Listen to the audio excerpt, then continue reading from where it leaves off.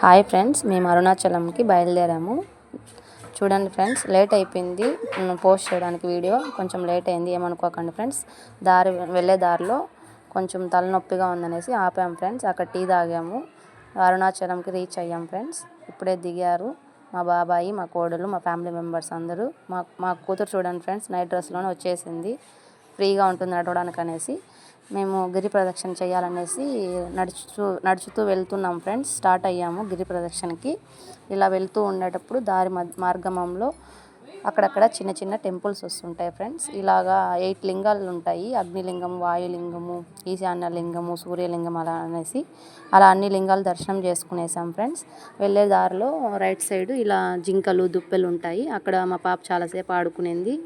ఆకలేస్తుందని పుచ్చకాయ తిన్నాం ఫ్రెండ్స్ అందరం కలిసి. ఇక్కడ పూలు బాగున్నాయి అనేసి పూలు తీసుకుందామని ఆగాం ఫ్రెండ్స్. 100 రూపాయలు ఫ్రెండ్స్ ఒక మూర. మా ఫ్యామిలీ మెంబర్స్ని, మా పెద్ద కోడలు ఇలా వెనకాల నుంచి వీడియో తీసింది. మా ఫ్యామిలీని నడుచుకుంటూ వెళ్తుంటే దాహం వేస్తుంది అనగానే మా పాప కొబ్బరి బొండ తాగింది. ఇక్కడ శూలంకి నిమ్మకాయ గుచ్చితే ఫ్రెండ్స్ దిష్టి అంతా పోతుందంట. ఇలా దిష్టి తీసి మా ఫ్యామిలీ మెంబర్స్ అందరం శూలానికి నిమ్మకాయ గుచ్చాం ఫ్రెండ్స్. ఇలాగ దారి మొత్తం గుళ్ళు ఉంటాయి, చూసుకుంటూ వెళ్తున్నాము. ఆకలేసింది.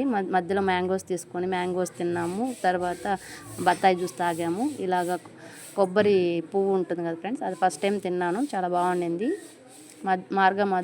మధ్యలో 8 కిలోమీటర్స్ రీచ్ అయ్యాం ఫ్రెండ్స్. ఆ తర్వాత వెనకాల నుంచి నేనే వీడియో తీశాను మా ఫ్యామిలీ మెంబర్స్ అందరినీ.